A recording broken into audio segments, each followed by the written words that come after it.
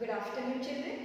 In our last video, we have studied about microbes in sewage treatment and in biogas production. In our today's video, we will be learning about microbes as biofertilizers. Children, there are many fertilizers or there are many chemicals available in the market. There are many fertilizers which are available in the market that helps in increasing the fertility of the soil, which are used by the farmers to increase the fertility of the soil, so that in turn the yield of the crop can be increased. But as the use of the fertilizers are increasing day by day, or in other words you can say that it is being overused, the soil is getting degraded, the soil is getting polluted. So to prevent that, to prevent the pollution, further pollution of the soil, the biofertilizers can be used. Biofertilizers are the living organisms which are present in the soil, which are present in the air, and due to its presence, the fertility of the soil increases. Okay. So, we will be studying about biofertilizers. Now, there are various microorganisms that act as biofertilizers, and out of that, few are free living. Free living means they are not associated with any other organism.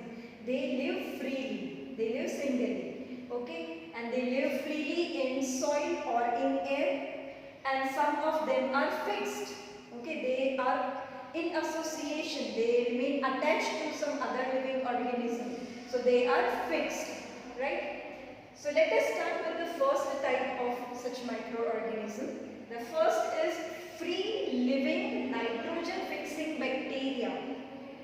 This bacteria, free living nitrogen fixing bacteria, are present in soil. They live in soil and they help in nitrogen fixation. As the atmospheric nitrogen is in complex form, it cannot be directly taken by the plants. Okay, so this bacteria, free living nitrogen fixing bacteria which are present in soil, they fix the nitrogen and they provide it to the plants. Plants in turn take that nitrogen and produce the different yield, different types of crops. Okay. Different free living nitrogen fixing bacteria examples are Azotobacter, Clostridium, Bacterium polyxema. Okay, these are different examples of free living nitrogen fixing bacteria. And this bacteria are saprotrophic.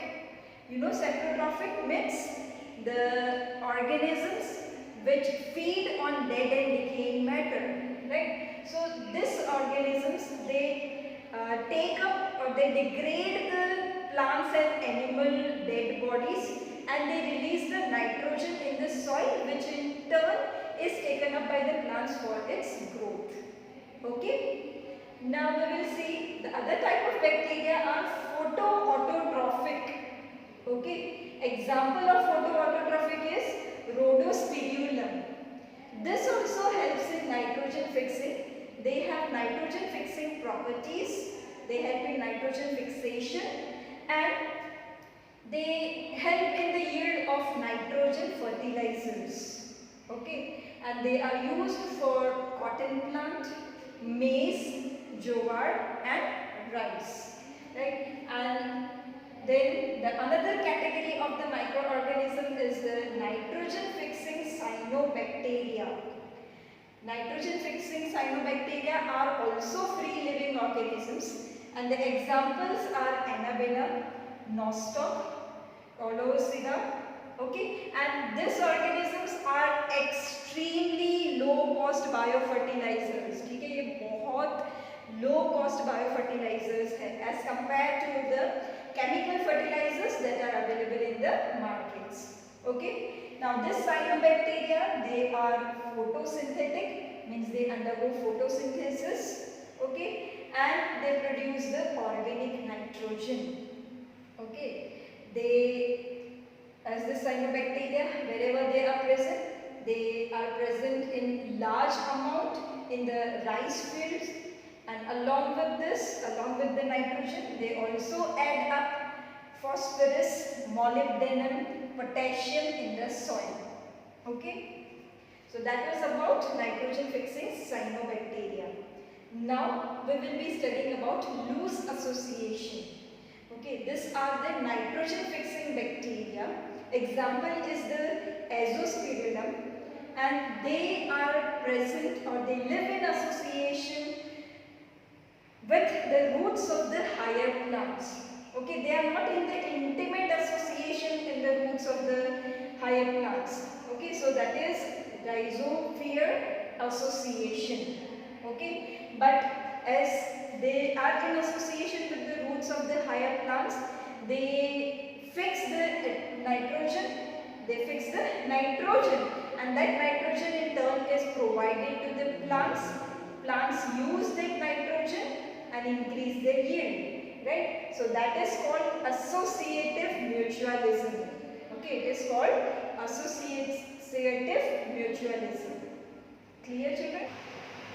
Now, the fourth one is the symbiotic bacteria. Sample the cyanobacteria. Okay, cyanobacteria or symbiotic bacteria, they live in association with the plants.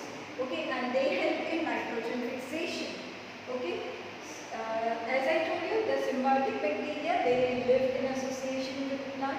Example is Azolla and Anabaena. Okay, where Azolla is the plant and Anabaena is the bacteria. Now this fern plant lives with the rice plant but doesn't harm the rice plant, and Anabaena in turn provides the nitrogen to the Azolla. Okay, and this type of plants are found in China. Okay, the Azolla plant is the free floating plant, right, and this type of association is found in China. Okay, now the last thing is the mycorrhiza, which is the mutual association. Okay, children, mutual association is the association in which the two partners living together will be benefited from each other. That is called mutual association. Okay, so here mycorrhiza shows the mutual association, and it is the mutual association of fungus and the roots of higher plants. Okay, so in the roots of the higher plants, there will be growth of the fungus hyphae. Fungal hyphae will grow in the roots of the higher plants. Okay, now this fungus will help in collecting the deep water. Okay, it will grow deeply and it will collect the water, and it will provide the excess water to the plants, right? Along with that, it also fixes the nitrogen, right? And in turn, the plants will provide the food to the fungus. As fungus is the saprotroph, it cannot prepare its own food. The food, it will be provided by the plants. Okay, so that is called a mutual association, where fungus